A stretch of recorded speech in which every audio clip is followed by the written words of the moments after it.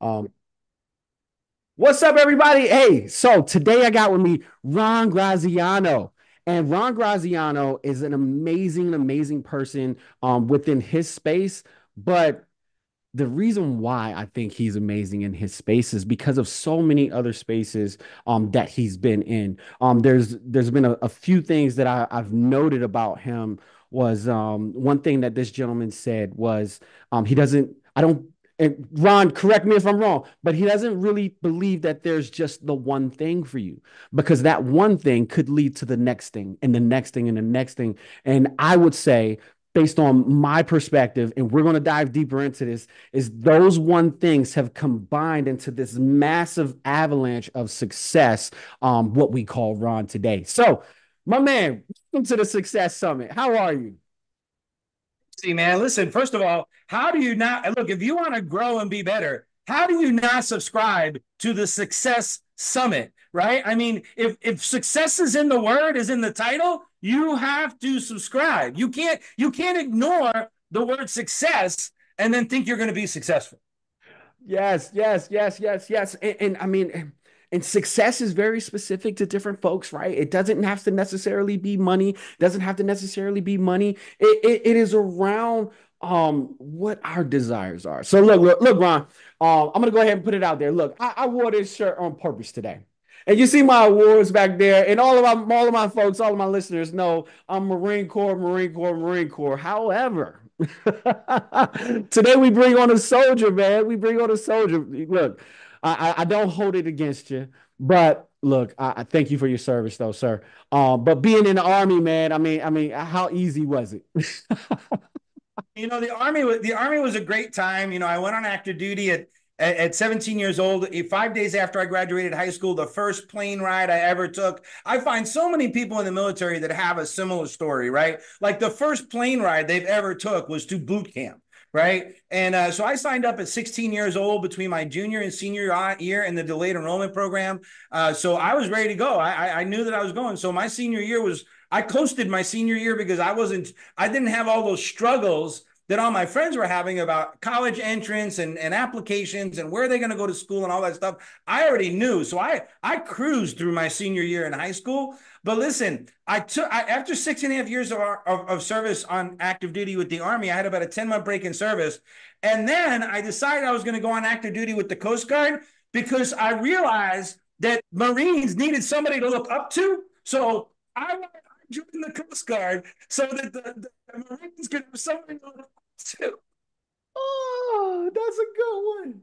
That's a good one. That's a good one, man. That's a good one. Look. And then Look. I was active duty with the Coast Guard for 4 years. I spent some time up in the Pacific Northwest on as a surf and rescue boat coxswain, and then I was a maritime law enforcement instructor. So I got to drive those boats that are designed to roll over. Now we don't do that on purpose, but the boats that you see that are heavy weather search and rescue boats that are designed to self right and self bail. Right, they're self-righting, self-bailing boats. They're designed to capsize and come back up. So that's what I did. It was a great time, and everything in my life today, Clarence, you have to understand that my DNA today as an adult, as a successful entrepreneur, is my military upbringing DNA. Because when you go on an active duty at 17 years old, you are still developing your brain, your brain biology. The neuroscience proves that we are still growing and developing all the way up to age 25. So I know that the things that I do today in my business that make me successful, like risk tolerance, is everything that I did for the first almost 11 years of my adult life. Wow, man. Look.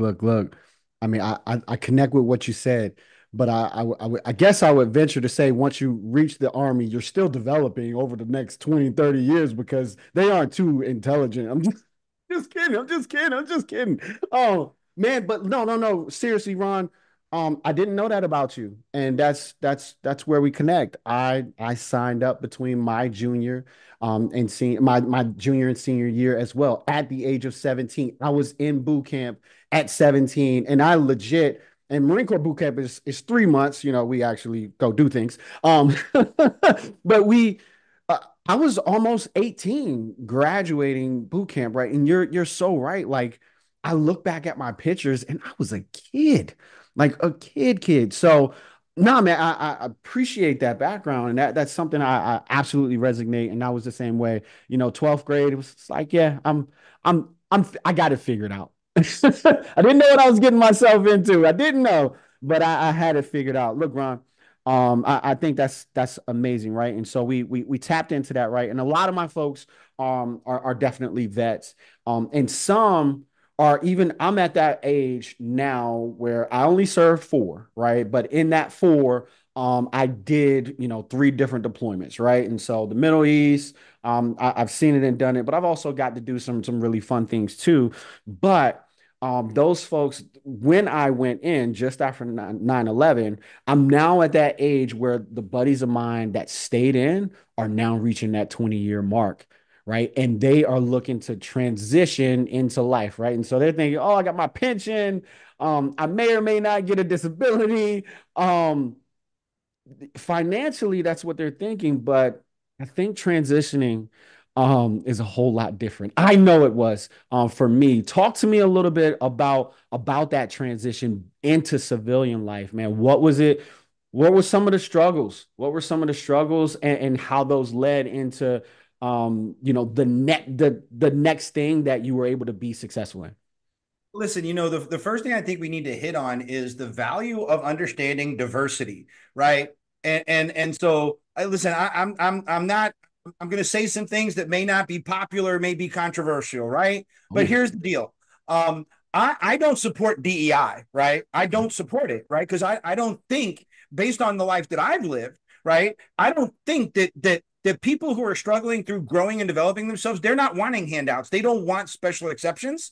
And that's what we learned in the military, right? Like we learned that you have a job. And I would say that, throughout my time in the military, I quickly learned that it wasn't about the conflict, it wasn't about the decisions, right? We took the oath, right? We know the oath, right? We know the oath, right? I shall obey the orders of the officers appointed over me, right? Like there's no question, like that's it, right? And so in the process of doing that, we have to accept that we're more in it for the people to the left and the right of me, and I don't get to choose them. I don't get to choose them. I don't get to choose their religion. I don't get to look at them and choose where they came from in the United States, where they came from outside of the continental United States. They join the military so they can get their citizenship. Yeah, I don't get that's not part of my evaluation quotient. So my EQ, my emotional quotient and my emotional intelligence is very different. So when I came out into civilian life, and I started trying to understand that and try to apply that, it was difficult. It was really difficult, and the challenge is that we grew up in a leadership environment where it is the best world class leadership development system that you're ever going to be part of, right?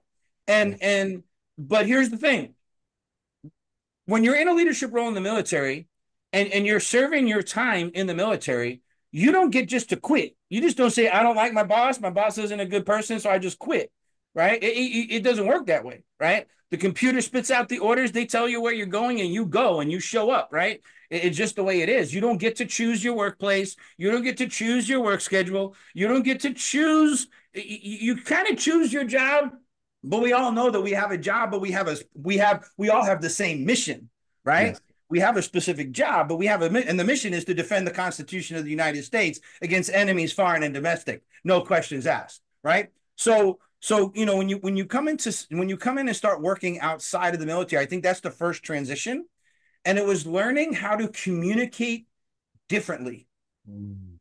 It was learning how to communicate differently. See, in the military, we're trained to communicate very specific task conditions and standards, right? Task condition is standard, terminal learning objectives.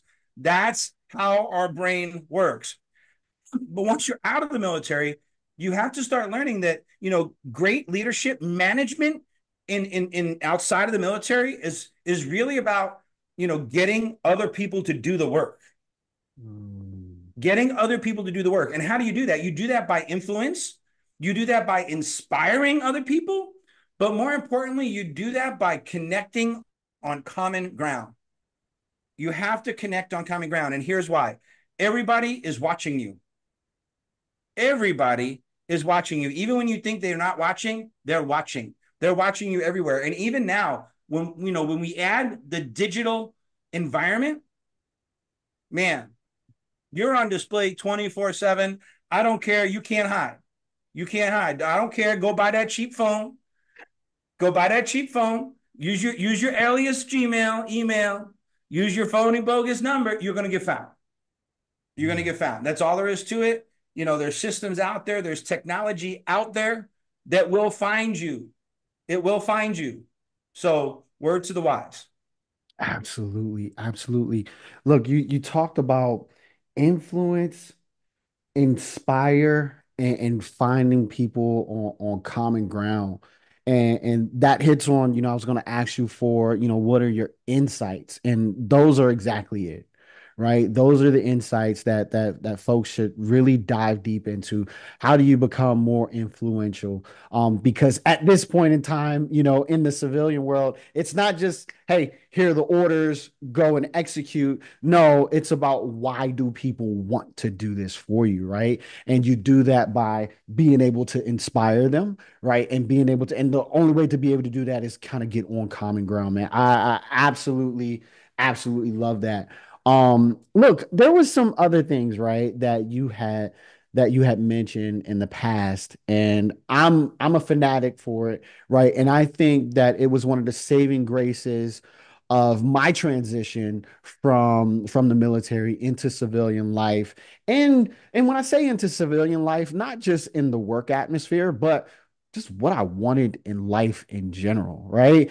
And one of those things, I came across this little book. It was called The Book of Abundance, right? It's this 40-page book. It's actually a practical thing. And you have to read this thing for 40 days, period, right? Like it's the exact same thing. And it's about really getting something embedded into your mindset, kind of like the military, right? Where we would run cadences and those cadences would get drug into our head. We were we were definitely jugheads, right? I'm not gonna lie, right? Because in order to study for the test that we did, we would drill and we would talk about those, and all we were doing was embedding those commands within ourselves, right?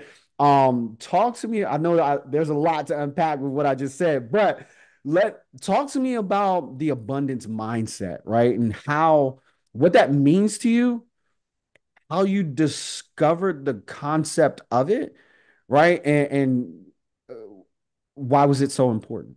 Talk to me about that. So I was, I guess, the military introduced me to an abundance mindset before I even really knew what it was, right? Because Okay. what it is, right? I mean, in the core, right? It's adapt, overcome.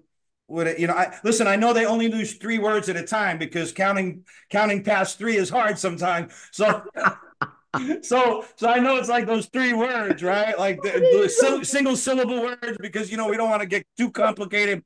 But the ability to really have a level of determination. And listen, I'm gonna hit on some books that really changed things for me a lot. Yeah.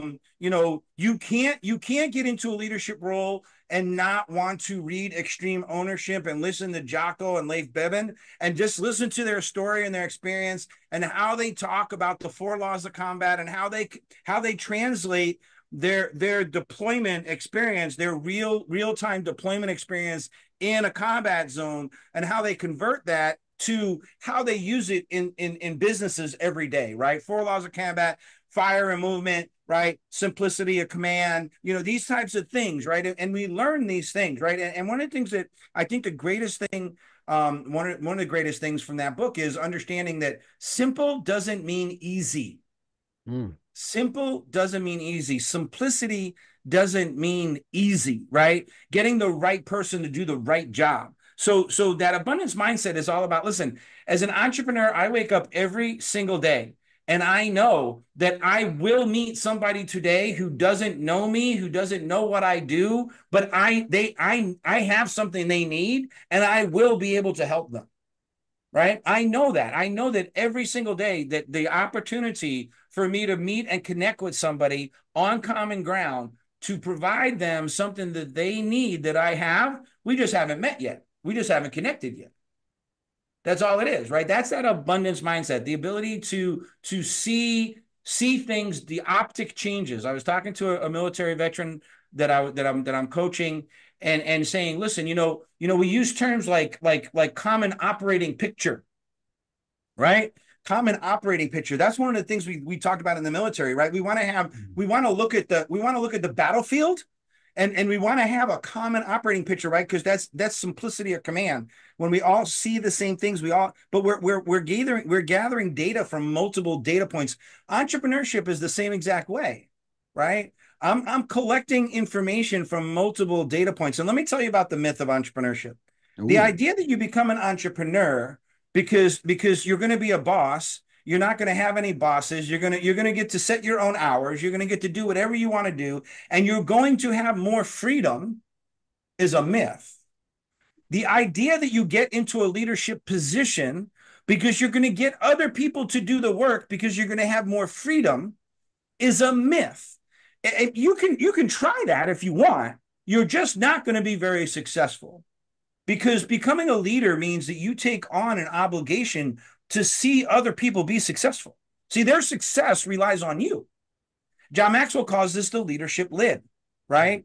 And you have a leadership lid. And so when you have a leadership lid, people can only ever become as good as you. And if your leadership lid is a 4, but you have the potential, people in your charge have the potential to be 5s or 6s, they're never going to reach it because they're never going to exceed the leader's leadership lid.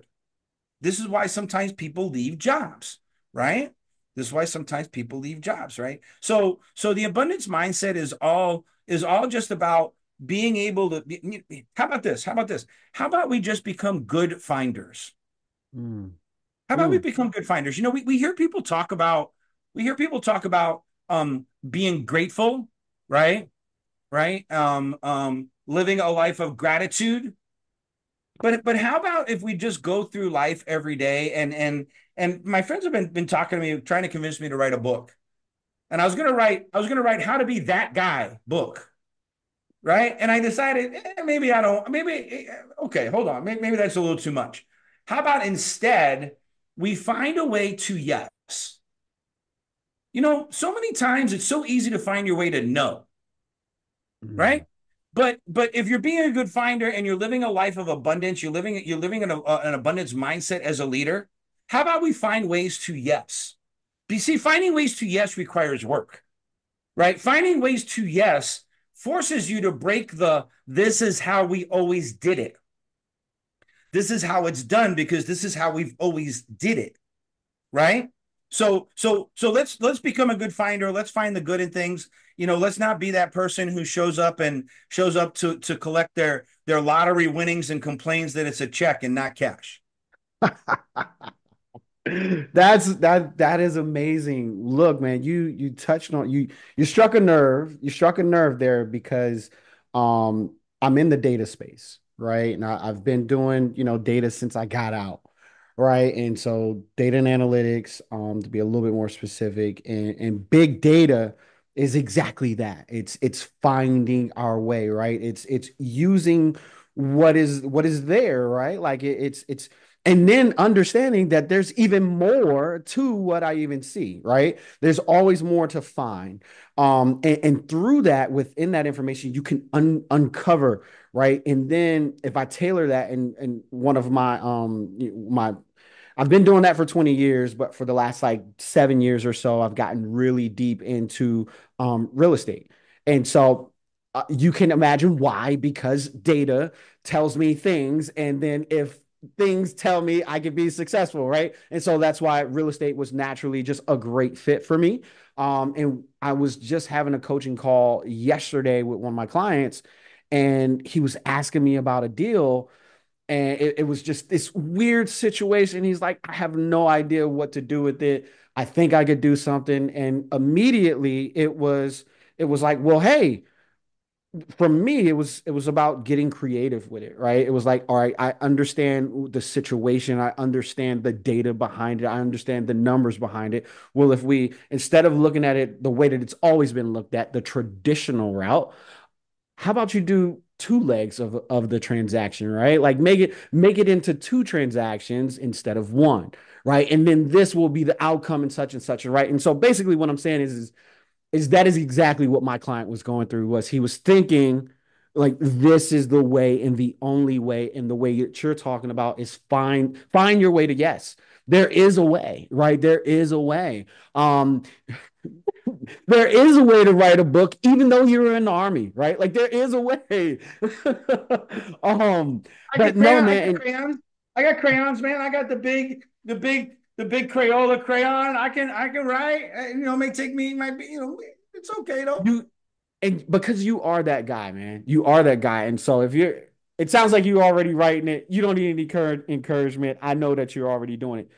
But with that, so getting into that abundance mindset, it's becoming that finder. But then you were talking about, folks that are in your world, and I was talking about folks in mine, how they'll come to you and you'll basically expand their universe for them, right? And help them to see things. Um, Tell me about that with knowing when to ask for help, right? Because that is something huge within our community with veterans, but then also just in traditional, definitely 9 to 5ers, right? Like I interviewed someone today and they're like, look, well, I'm gonna go figure things out by just putting on my music and sitting in a closet. It's like, well, you could just go ask that person and you could be done in 5 minutes, right? But not everyone sees that. So tell me about that. Is there a process? Is there a method or knowing when to ask for help? Yeah, so listen, asking for help is really important, and one of the things that we keep hearing is about our success is based on the people that we surround ourselves with, right? And so one of the things I learned in the service industry is, and I spoke about this. I was at a speaking event in Jefferson City, Missouri on Friday, and I spoke to a group of people about self leadership, and we kind of talked about this idea that if you're going to be an entrepreneur, you're going to have to accept and understand you're a little bit different, right? You have to be a little bit different, and one of the differences is that you have to be able to see things differently. My optic is different. When I started the landscape company that I launched in 2000, my optic changed and I started seeing opportunity every single where. Like I drove around on my truck from job site to job site and I saw things and things started triggering, right? It's kind of like when we're in the military and we were doing that friend or foe, like aircraft identification and armament, identification. They showed you a picture and you'd have to figure out, so you had to kind of like categorize it. But here's the thing: you cannot fight the neuroscience and the brain biology. You can't fight it. You can try. You can try to fight it, but your body releases natural chemicals, Mm. right? So the natural chemicals that your body releases is dopamine, oxytocin, serotonin, and endorphins. These natural chemicals are associated to very specific activities, but the other chemical your body releases is cortisol. And what stops you from asking for help is the release of cortisol. And when you feel uncomfortable and you're in an uncomfortable situation, that asking for help, your ego gets in the way, and then you're afraid that if you ask for help, people will see you differently. So you release cortisol in your body and it makes you fight or flight and it makes you want to kind of pull in and your brain. So when you start thinking about the neuroscience, the left side of the brain, right side of the brain, upstairs brain, downstairs brain, how it works, how that works, and how you react to things, how you viscerally react to things, right? Like that feeling you get like when you get warm and all of a sudden, right? Or you get, you hear about the hair staring up in the back of your neck, or you get that feeling in your stomach, right? These are things that are going on with your brain biology and the neuroscience. So, asking for help is really about just letting your ego go and understanding when I ask for help, I move further faster. Mm. I move further faster. Listen, in the military, we asked for help, right? In the military, we asked for help. Look, in the military, when we became a leader, we immediately knew that there were certain things that we visually saw as we were coming up, right? Like Yep. like the squad leader doesn't eat before the squad eats, right? The platoon sergeant doesn't eat before all the squad leaders eat, right? The Yeah. first sergeant doesn't eat until all the platoon sergeants say the company command. You see, there's this hierarchy, and it's kind of like Maslow's hierarchy of needs, right? And again, what is that? It's neuroscience. It's brain biology, right? It's that piece, right? In the military, we knew. See, one of the things that made me successful in the landscape business was I made sure that my crew had the best possible equipment, right? I didn't need all the cool stuff in my truck. I wasn't doing the work. Yeah. They were doing the work. So they needed to know that I was going to give them the resources, and they need to know that if they needed help, they needed to be comfortable asking for help. Wow. So asking for help is not just me as the leader. How do I foster that understanding in the people that are actually doing the work, the people who are actually in my charge, right? The people who are actually relying on me. I'm the resource gatherer, Mm. right? As the leader, I'm the resource gatherer. I'm the resource allocator. I'm not the resource hoarder because Mm. it doesn't matter how much I have, they need it. So asking for help is a two-way street. And I think it really comes from developing trust and confidence. It all goes back to that influence piece, right? John Maxwell says that all things rise and fall on leadership, but leadership is influence, nothing more, nothing less. Wow. Wow. Look, I wanna dive into leadership, but in just a second. Because I know you have a lot of knowledge, and we can talk about leadership versus self-leadership and how they come into play. But before we get there, staying with the theme of asking for help, right? On your way out, right, of the military, I know you had a couple different careers, right? You were a cop. What was it that got you to starting the landscaping business, or which business came first, and what got you there? Were you a landscaper in the army or in the coast or in the guard, or what? Like, how did that happen? Yeah. So necessity, Mm, right? Out of necessity. So, listen, we get to tell different stories, right? We're the author of our own story. We get to write our own story. We get to write our own script, right?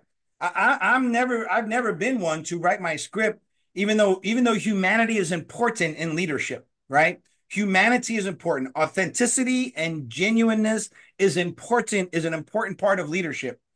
But there's different stories that I can tell, CJ. Right? I listen. I can tell the story about how I was the oldest of five. My dad was a convicted felon. Spent 5 years in federal penitentiary. I was raised by my grandmother. I can tell that story, and people will start to feel mm, compelled, right? Like I can tell the story. Like I shouldn't be doing what I do today, right?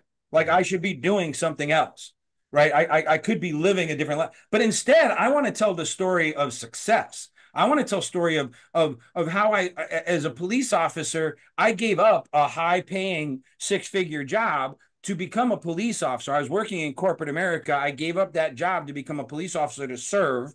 wow. But what happened was it took a lot of pre-planning, a lot of discipline to create a financial structure, a financial platform for me to be able to do that, save a lot of money up front because we knew my wife, without my wife, I don't know where I'd be today. But listen, here's the thing. Over time, again, I saw opportunity. So I started the side business while I was a police officer because I saw an opportunity to earn additional household income. And I Mm, also saw the opportunity of being dual income, no kid family household. I needed to have a tax benefit, right? So I wanted a tax benefit. I wanted to keep more of the money that I made. So I knew that starting a business was going to be a way to do that. It wasn't just about generating money. It was this idea that how do I keep more of the money that I make? wow. So I started this side business, and when I left, when I lost all the hearing in my left ear and I was disabled from police service, I had my side business to fall back on. And I took that business. So no, I was not a landscaper. I didn't know anything. I went and got licensed. I connected with somebody else who I said, listen, I want to start the side business. He said, listen, I have this small landscape company, but I don't want to do the fertilizer work. will you go, if you do all the fertilizer work, I'll give you all the fertilizer work. I'll subcontract it all to you for like $5 a job or something. You charge whatever you want. And that's how I started. And so I took that landscape company. I just went, so I started reading books. I did it the military way, right? Like when I went on active duty, I didn't know anything about an M16. Yeah. I didn't know how to break that thing down in the dark, blindfolded in less than 2 minutes and put it. I didn't know any of that. I learned. How do I learn? I learned it through immersive training. Veterans have a very specific skill set that gives us an unfair advantage. Our unfair advantage is we've been conditioned to engage in immersive training, immersive learning, and immediately be expected to get immediate results. Right? Like you didn't go train for something because maybe you're going to do it 5 years from now. That wasn't the way your time was managed in the military, right? How were you trained? You were trained today because we want you to do that thing today, Yeah. right? At the end of this 4 hour block of instruction on how to don your mask, right? Which we all know that was our pillow, but how are you going to don this thing? And you knew everything about it. You learned the nomenclature. You knew every part. You knew everything you knew about it. But here's what you need to know about it. This was going to save your life. Because if Mm. you didn't put it on a certain amount of time, you didn't don and clear it properly, you were going to die. Yeah. Why is that different from business today? Because if I don't feed my business and I don't have an ecosystem for my business that allows my business to grow and thrive, my business is going to die. Mm. So, long way around the bush about how do you learn how to ask for help? You learn how to ask for help out of the sense of necessity. Out of the sense of necessity, I have to say this too that I'm going through this thing and I'm told that acceptance is the first part of recovery, I guess, right? Accepting, right? And Okay. I've accepted that I have a very intimate relationship with money. So I have to figure out different ways. So that's what happened. And I took the landscape company and I asked for help. I didn't know. I wasn't an arborist. I wasn't an ergonomic. I wasn't a lawn guy. I learned for help. I went to training when I had customers say, "Hey, Ron, can you replace this bush in front of my house that's dead?" I'm like, "Yeah."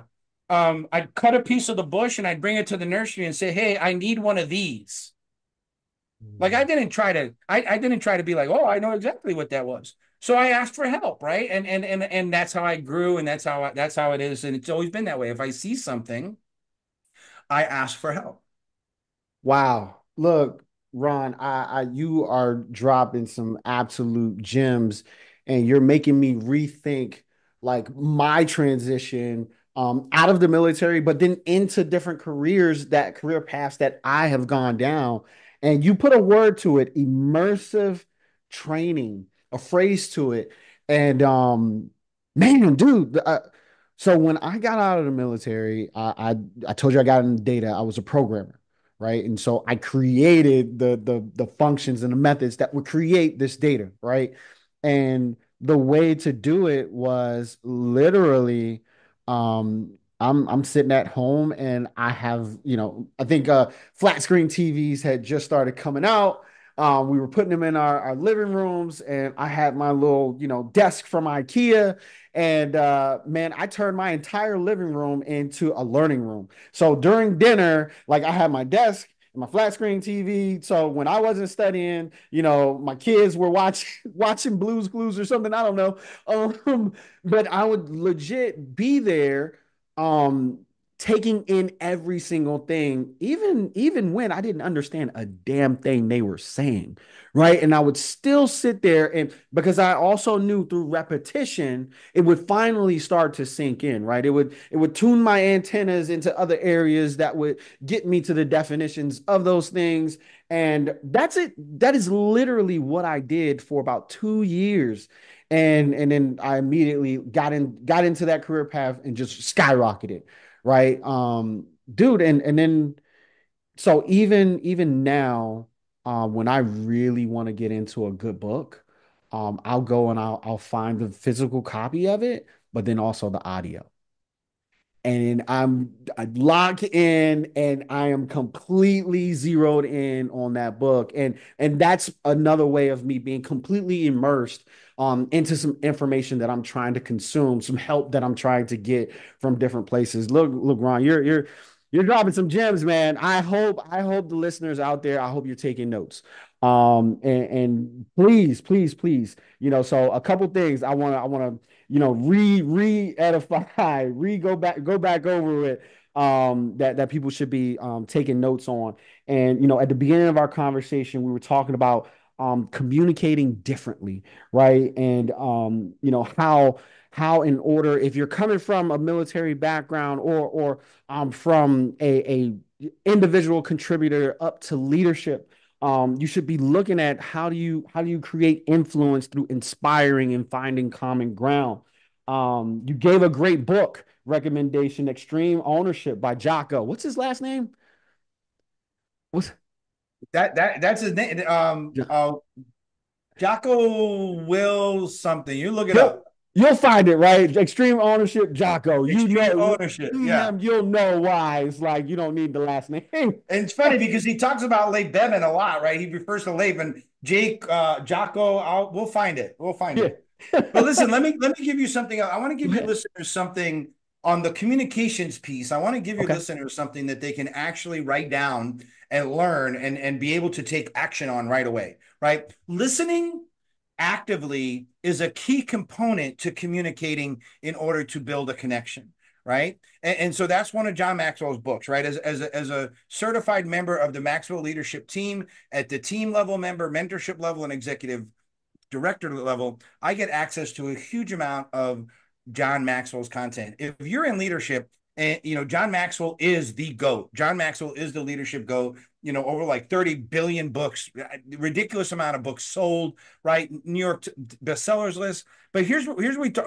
listen actively. Sometimes we think we are listening actively, but when you've asked somebody, how do you listen actively? They go, well, I listen. Okay. Okay, well, what does that mean? So let me give you the three parts of active listening. And I promise people, if you can just start listening actively, listening differently, I promise you that your connection will change. And here's the three pieces of listening actively. First of all, when somebody is speaking, listen to seek understanding. See, we're so defensive in our behavior that we listen, and while we're listening, we're already building up the response to justify our position, to justify our stance. That's decisive, right? That's divisive. So, first thing, when you're listening actively, listen to seek understanding. The second thing, when you're listening actively, ask great questions. If you really want to show somebody that you're listening to what they have to say, when they say something, use this phrase: really, tell me more. Tell me more. Okay. This is going to help you seek more understanding and really dig into how they're trying to tell you a thing.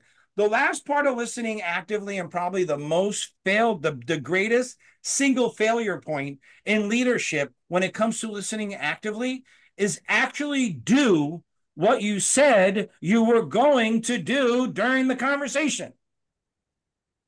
Actually do it. Don't just say you're going to do something with no intent to really do it because you just want the conversation to end. Do it, because what it does is it amplifies the trust. It builds moral capital. It puts moral capital in the bank, in the relationship bank. And that's what you want to do when you're building that communication style that's leading to connection, and not just look, anybody can communicate, build connections. We do that by listening actively. Wow. I absolutely wrote every single last one of those things. And just so I seek understanding. And do what you said during what you said during that conversation. Are we talking specifically about, like, hey, for one, write down the notes because you said to write down the notes, but then for two, take these things and apply them afterwards? Tell me more about that. Yeah. So listen, so often we have a conversation, then we tell somebody we're going to do something, right? Like if you're having a conversation with your kid and you're telling your kid the importance of cleaning their room, and then they say, "Yeah, okay, Dad, I'm going to go clean my room," but then they don't do it, Mm. right? They weren't actively listening because they didn't do what they said they were going to do during the conversation. How many times have we worked for people and we said, "Hey, listen, I got this great open door policy. I want to hear what you have to say." We go in, we talk to the boss. The boss sits there and writes a bunch of notes, and the boss says, "Okay, okay, okay, CJ, I'll get back to you in 5 days with an answer to this." Mm. Crickets, Yeah, yeah. right? So what happens? So what happens with the neuroscience and the brain biology with that engagement? Up from day 0 to day 5, you're believing you're believing that the person that you have trust and confidence in, that's supposed to be influencing you, you're watching them to see what they're doing. So from day 0 to 5, you're waiting. You're in that honeymoon period, right? And then day 3, you're kind of like, oh, I wonder if he's doing anything over there. And day 4, you're like, oh, tomorrow's day 5. And then day 5 comes and nothing happens. And day 6 comes and nothing happens. And day 7 comes and day 10 comes, and 3 weeks from now, nothing happens. Now the boss comes to you and says, "Hey, I really need you to do this thing for me." Where's the what level of reciprocation is going to be there? Yeah. Next to none. Right? And we talk about right. It's easy to say you have to talk the talk, but Walk the walk. you gotta walk the walk, man. Yeah. You gotta walk the walk. You can't just say that you're gonna do something and not do it. If you can't deliver on it, you at least have an obligation and a responsibility. See, this is where leaders fail. They feel like they don't have a responsibility to answer to somebody else. You Mm. absolutely do. You absolutely do. You absolutely have an obligation to be accountable to the people who are trusting you to do your job. Ooh, I think Yeah, this is this. gonna, Go ahead. Go ahead. no, this is going to hurt. Some people are going to hear this and they're going to hurt. It's going to hurt. It's going Wow. to sting. Very true. Very true. And I want to maybe a stretch, but then also listening to those folks, being obligated. I think it's I can kind of tailor it to being a servant leader almost, right? Where it's like, hey, you're what customer service are you providing those that are quote unquote underneath you, right?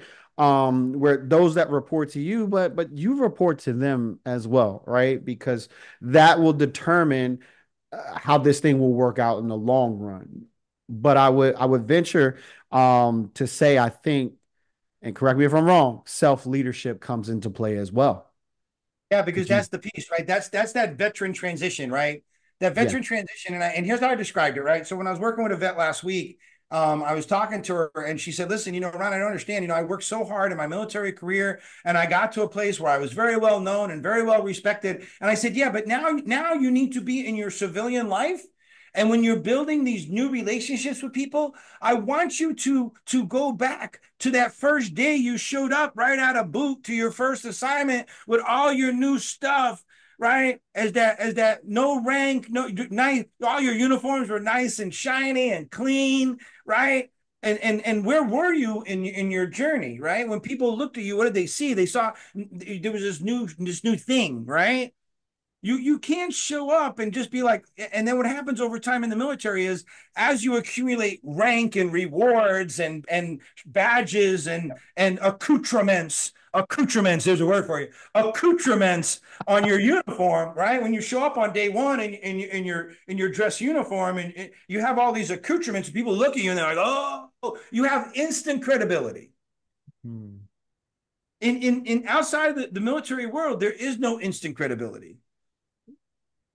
You have to build up credibility. That's why in the digital world, it's all about know, like, and trust. hmm, Right? They have to get to know you. They have to get to like. See, in the military, nobody asked you, "Did you like me?" no.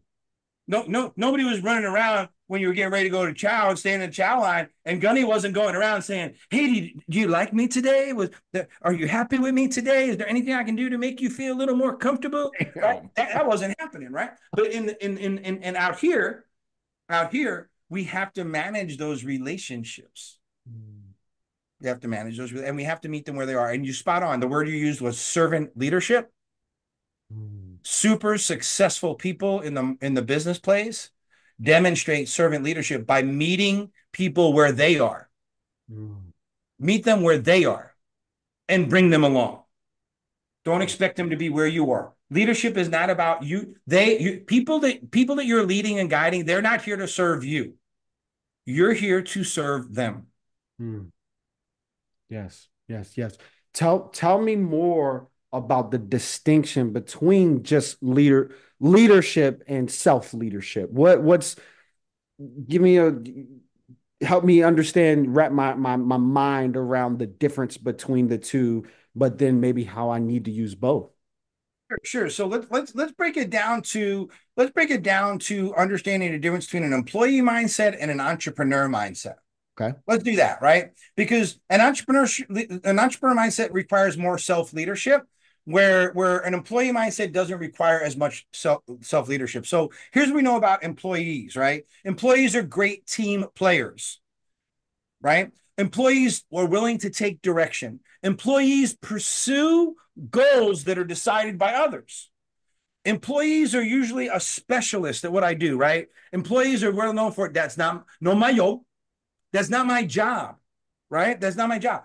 Employees adopt the company culture. They don't create the culture. See, leaders build culture.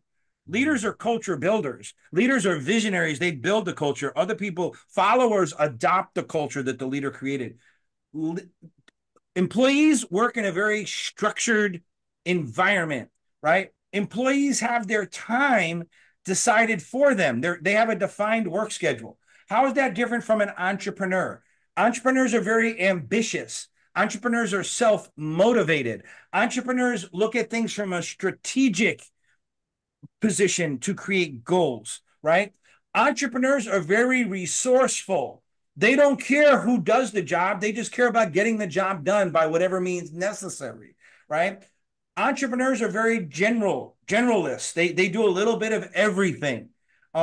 Self-directed learning. An entrepreneur doesn't wait to tell them you need to go learn this thing. An entrepreneur sees an opportunity and they say, oh, I can take advantage of that. I can be good in that situation. What do I do? So I just drove 6.5 hours to Jefferson City to speak.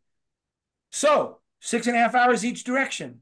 Now, I could have just turned on Pandora and rocked out to 80s rock and roll covers, right? For 6.5 hours. That's not what I did. What I did was I had some specific things that I wanted to listen to, and I listened to two seminars. One seminar on the way there, one seminar on the way back. Okay, all right. Self-directed learners. Here's the piece. Here's the main piece. Tolerance for risk. Tolerance for risk. Right. Right now, employees have a very low risk tolerance. Oh man, I can't do that. I might get fired. I can't take any chances. I might get fired. Entrepreneurs have a very high risk tolerance level, and entrepreneurs usually work a very dynamic work schedule. How does this apply to self leadership? Self leadership is all about creating the culture yourself for others to follow. Identify and protecting priorities. Entrepreneurs, self leadership requires you to have specific non negotiables. Here's one of my non negotiables. I will not capitulate just to make a customer happy. I won't do it. I believe the customer is always right. Mm, That doesn't mean they're the right customer for me. mm. Yeah. Let that sink in for a second. Let Wow. that sink in for a second. Right? You have to have enough self-discipline and enough self-confidence to be willing to accept and not let your ego take the hit and not be forced into a corner and lower your emotional intelligence to such a low level that you had to capitulate just to make the customer happy. Because if you're working with an abundance mindset, by letting that one customer go that may not be the right customer for you, you'll attract five more customers that are the right customer for you, that will fit into your culture, that will fit into your tribe, that you will be able to serve, that will be happy with your business, that will be allow you to be successful. Wow. And Ooh. I will. Not I can be, I will be. Okay. right? Employees often say, "Oh, I can do that." Entrepreneurs say, "I will do that." Self leadership is, "I will do that." And here's another one: spend time with people that are aligned with your goals. Listen, man, we knew in the military we got sucked in, right? We got sucked in, right? Everybody can sit around and talk about the suck, right? How horrible everything was, right? But there was always occasionally that one person, right? Here's my military story for you about when I really look back and I decide about aligning myself with the right people. So I worked in the motor pool. I was a mechanic, right? And I worked and I worked and I worked and I worked and I cranked out a lot of maintenance, right? And all of a sudden, one of the other guys working in the motor pool with me, his name was AG, right? He's from somewhere in Alabama, and AG says he had a big old dip in his mouth, right? And AAG say to me, "Yo, Graziano, why? They can make us work long, but they can't make us work hard." I said, "Listen, man, if I'm here to get the work done. I'm Mm, not just here to mark time, right? I'm here to get the work done." And so align yourself with people, because here's what David Goggins says: your success will make other people uncomfortable.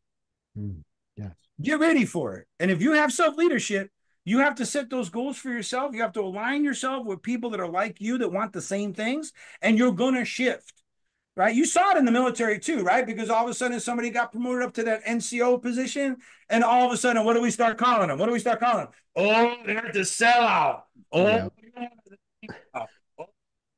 no, no, you need to go over there. You go eat over there. We're gonna eat over here. You're not one of us anymore, right? Yep. Okay. Know your role, live your role, and get out of your own way.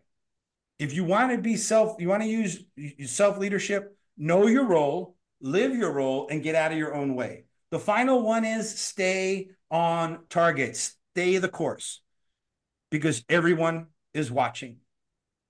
Stay the course. If you say you're going to do something, do it, no matter how difficult it is. Listen, I built companies and I put people in leadership roles.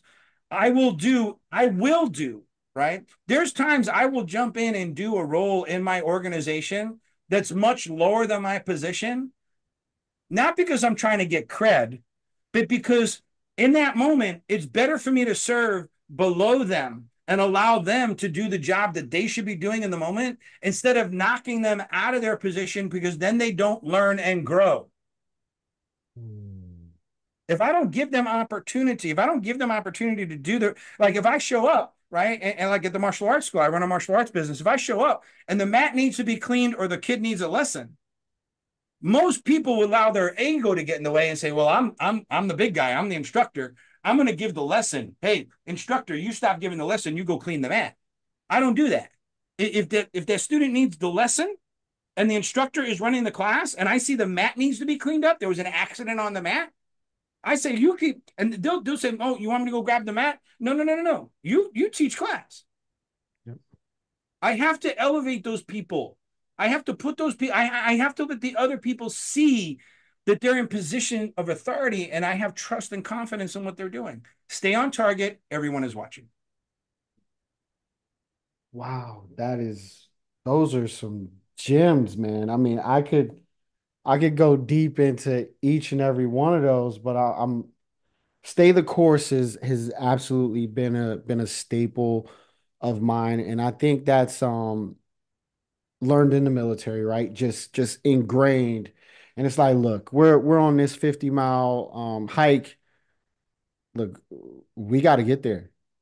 It doesn't freaking matter how. But we're getting there. Over under That's just it, over right? under. Right? Not Stay the freaking course. Things are supposed to be, things may be simple, but they don't always end up easy, right? And as a matter of fact, I mean, hell, if it was easy, if it all was easy, everyone would have it, right? And so it's great that things are hard, but look, man, going through all of this, I mean, that's a lot of knowledge that you dropped on me. Um, is do you acquire that through mentorship or what? How, should I be telling people that they should be looking for a mentor or what? What tell me what are your thoughts in that area? Yeah. So listen, I think that I think there's a little bit of confusion between a coach and a mentor, Okay. right? And I think in business, a coach and a mentor has different roles at different times. Mm. And so for me, I try to be both. I try to move back and forth between both, right? And so what does a coach do? For me, coaching, and when I'm working with clients and I'm coaching business entrepreneurs, which I've been coaching business owners for about 5 years now, right? I've coached business owners who I've never met personally. I've met virtually. We meet week to week on a Zoom meeting. I got clients in Canada. I got clients in the UK. I've got coaching clients that I work with. But when I'm coaching, coaching to me is more of a tactical role. It's more task oriented, right? It's more of the system building. It's more of the problem, so the solving problems, the solution part. When I work with entrepreneurs that are trying to scale and grow their business, their biggest challenge normally is that things that grew their business all happened organically because they were a solopreneur and they did everything themselves, and they started doing things that organically happen in their business every day, and then they start hiring people just thinking that somebody's going to show up, and they've been doing it for 3 years, and this person shows up and they're just going to put them in charge of something, and they're just going to automatically start doing all this stuff that you had three. See, in the military, that didn't happen. In the military, everybody went through Common Core training, right? When you got to the new unit, you had a week of indoctrination training. You had a week of what's this unit's specific mission? What's your role in this specific mission? What is your relationship with other departments in the organization, other platoons in the organization, right? How did you all work together to bring everything together in that ecosystem? And that's the entrepreneur's biggest problem. So they need coaching on how to break down the battle plan into small little tactical objectives, right? And so we talk about what is an objective. Objective has to be smart. What is smart? Right? Specific, measurable, attainable, realistic, time sensitive. We break everything down, right? We break all those things down. Very, very tactical, task oriented. Mm. Once we get those things in place, then we shift to what I call the mentoring stage. And mentoring is more of the visionary. Mentoring is more of guiding you along on the journey and helping you make the choices and decisions yourself that are deeply rooted in the tactical part of the business. And sometimes you have to shift back and forth. But the coaching relationship is usually a little bit more detailed, a little bit more specific in its nature. And the mentoring part of the relationship is okay. Now that you have these systems, how do we move up to the visionary role, right? Gerber talks about in the E Myth. How do you know if you own a job or if you own your business? And here's what Gerber says: if you have tasks and activities in your business that require you, physically you, to do them, you don't own a business. You own a job.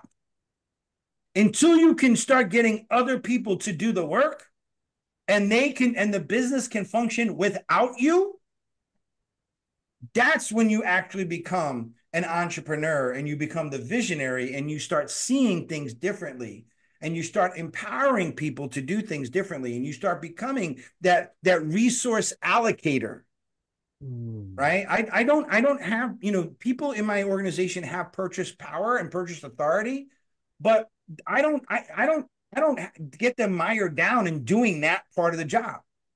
And if I do it on a scale that's big enough, then I'll hire somebody to do it specifically, right? So it's all about measuring needs of the business and needs of the organization. But coaching is, I would say, the simple explanation: coaching is very tactical and task oriented. Mentoring is more of the visionary role in Wow. guiding people through making their own decisions. Wow. And so just to throw that back at you real quick, so coaching versus mentoring, Barney style, right? If I was to break things down Barney style, that's what coaching is. I'm going to tell you step by step, exactly, it, what to do, right? Maybe not exactly what to do, but here are the actual steps that you can take right now at this particular moment. Versus mentoring is more of that higher level principle realm of helping guiding someone in a particular area, right? Where they now that they understand some of the tactics, and you want to be in that coaching environment for some time because you want to be able to experience different things, right? Because just because you run into this one problem, we're probably going to solve it this way. But when there's a little tweak with when that problem arises again, there may be one variable that we may need to tweak our tactics, and then you're going to experience a different way of solving that, right? And a coach is there to help you understand which ones to use at what time. But then now, when you've experienced, quite a bit of that, now it's when we get over to the mentoring side of things, and this is more of the strategy behind it. And I'm not going to make the decisions; you're going to make the decisions for yourself, right? And to help guide you, and to maybe I don't know, maybe to be a sounding board as well, right? To make sure that your thinking is going in the right direction. Is that kind of Yeah, safe to exactly. say?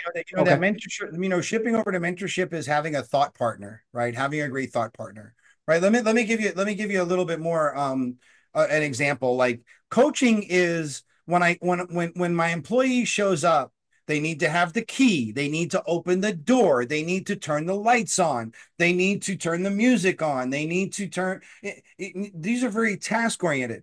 But what happens if the employee shows up and the electric's out, the power's out, Mm, right? That is power out. That's the higher level, right? That's strategic. What is my strategic plan for a power outage? What is my tactical plan to show up and open the business every day? Right? My tactical plan. My tactical plan is the execution. My strategic plan is my continuity of government, continuity of operations, right? Tactical is coaching, strategic is mentoring. nice, nice. Look, Ron. I mean, I we have not worked together in that style relationship as of yet, for sure. But um I know that you make a phenomenal one, right? Your military experience, your background before the military, your career, your choices, your starting your businesses, multiple businesses, right? And we didn't dabble into it, but on the business acquisition side of things, as well. But then even more importantly to me, the energy that you put off, right? I think I feel within you, Ron, is when you coach, you're like, hey, go get this shit done. Yeah, And I'm you're not for everybody, right? I'm not for sure. everybody. Yeah, We attract yeah. we attract to different people, and you're right. Sometimes people need that accountability partner, Mm, right? Some mm, people want somebody that's going to drive them. But one of the things we say is mean what you say, but don't be mean when you say it. oh wow. Mean what you say, but don't be mean when you say it, right? So when we're bringing up coaches and bringing up mentors and we're training people on how to move into a coaching and mentoring role, even within their own business, right? We want to talk about these things, right? We want to talk about, listen, we never attack the person when we're results driven, and we're solving problems. We never attack the person. We attack the problem. Mm, We never attack the person. We attack the problem, right? How can we bring together, right? Why, who are we asking for the solutions to the problem? Listen, if I show up to work every day and everybody's waiting for me to make the decisions, I didn't do a good. First of all, I'm in the wrong room, and mm, second of all, I didn't build a team because they have the answers, yeah. right? If they're all waiting for me to give the answers, then I'm not building the right team. Wow. I'm not building the right team, right? I should be the last person to weigh in, right? And a lot of times that's what when I'm presented with a problem, okay, well, what do you think? How would you solve it? What Mm, are the tools that you need, right? I leave every conversation with my coaching clients. What do you need from me? Mm. Not what do I need you to do? Right? That's a different relationship, right? I need you to do this. No, no, no. What do you need from me to get the things that you want, the way you want them, when you want them, to get the results that you want? Yeah. Wow. Ron, look, man. I know that there's folks that are eager to know that they may be in need of information, right? And this resonates with them. How would someone get in contact with you in order to start to explore this relationship? Where can they find more of Ron, and what would a next step look like? Yeah, well, listen, this is what we know for sure. Every successful person, I don't care who they are, Elon Musk, Steve Jobs, Bill Bill Gates, every successful person, Ronald Reagan, all the presidents, right? Every successful person had a coach or a mentor. And here's what they all said. They wish that they got the coach or mentor sooner. Mm. Every single person that you asked that, hey, what did you do to go from this to that? I got a coach. Really? What can you tell me about getting a coach? I wish I got them sooner. Okay. So get a coach soon or ask for help early. Here's how they can connect with me. Proper guidance for you, the number four, the letter U. So it's proper guidance, PROPERGUIDANCE, the number four, the letter U.com. So they can go to properguidanceforyou.com. They'll hit my website, go to the contact page, put their information in the comment section, say, hey, Ron, I saw you on the Success Summit podcast. And I will make sure they get a free discovery call, Okay. 1 hour, one-on-one time with me via Zoom, so we can sit face to face and look to each other about where you're at, where do you want to go, what it's going to take to be there. You just have to ask yourself these three questions. These are the three questions I'm going to ask you. Are you willing to do the work? Do you have the time and resources to get the work done? And are you truly coachable? Ooh. Yeah, we are absolutely going to drop the link in the show notes. Ron, that is, I mean, we could go on for hours, man. Those particular questions. And the last one, oh my gosh, are you coachable? Are you coachable?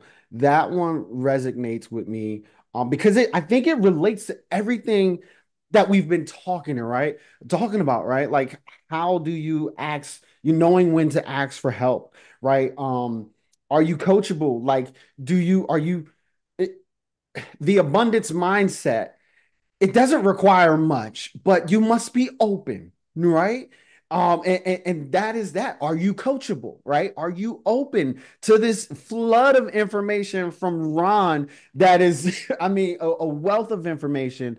I mean, look, man, this is phenomenal. So on that hour call, and Ron's giving that to you because you're listening to the some Sex Summit.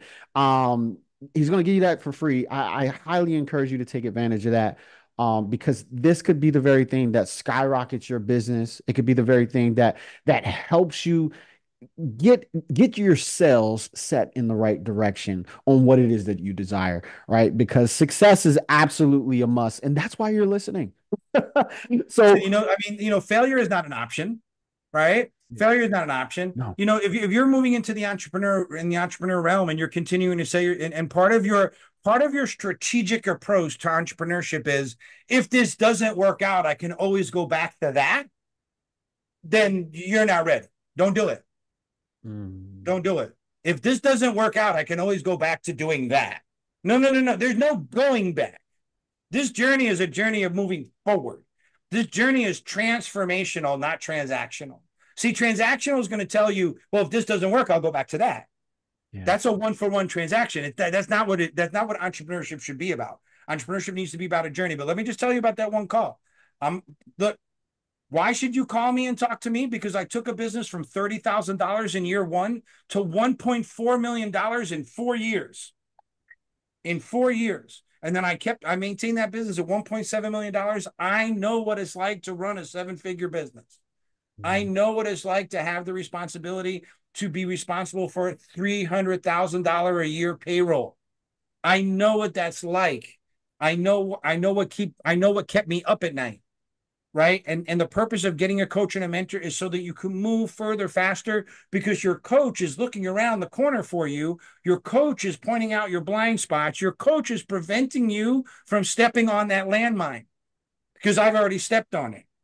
So that's the thing. But ask yourself those three questions. If you want to get a call from me, just be prepared for me to say, okay, we can get you results. I sold that business, got acquired. I got sold. We got prospected, right? I ran that business from 2000 to 2011. What happened in 2008? I was in the service industry providing lawn care service, snow plowing, and construction service. What happened in 2008? Boom, the market crashed, right? Price point pressure was on every single thing that we did. But I maintained the company. We had a good business relation or good business reputation, and I got prospected. Okay. So that's one piece. Why else should you listen to me? I'm getting ready to launch my fourth business. 24 years. I'm getting ready to launch from the day I incorporated my first company till today, four businesses. So that startup space, I know how to guide you through how to take that side hustle and take it to a full-time job, and what growing pains you're going to have and how to prepare you. So just be ready to answer those three questions. Ooh, look, look, look. Rocky needed Mikey, Mickey. Rocky needed Mickey. Mike needed Customato, and you need Ron. Like this is absolutely amazing. Look, Ron, I appreciate your time. Um, I see you got it right. Like the boxing. Look, man, I mean, I'm right there with you. Having a coach in your life is one of the most phenomenal experiences that you can have, especially when they are tailored to your particular results and can help you be results driven right in that area. So look, Ron, this will absolutely not be the last time. I hope that you come on to the Success Summit. I want to hear more. Our audience wants to hear more. I'm super grateful for your time. Any closing words that you want to leave the folks with today? Listen, just the fact that they took the time out to listen, right? Just the fact that take the time out to improve yourself, right? Proper guidance was built on the idea that there's always seems to be this struggle and this competition between your personal growth and your professional growth. You're always growing. Healthy things grow, and growth happens outside of the comfort zone. Okay, so that's learn how to be comfortable in very uncomfortable situations. That's how you're going to grow. Build personally, build professionally, get the right guidance, have somebody to guide you through the way. Listen to the show, the Success Summit, because the man right here is bringing you the resources that you need to be successful, but you have to be in it to win it. You have to listen. Yes. Yes, yes, yes, yes. Ron, I appreciate you. This has been the Success Summit. Um, Look, the comments, we're gonna check out the comments. Leave any questions that you have in the comments. I'm gonna get those over to Ron, but the easiest way to get those questions answered from Ron is to go head over to the website that's in the description, and get that information that you need. Set up that coaching call today. Hey, go be successful. This has been another episode of Success Summit.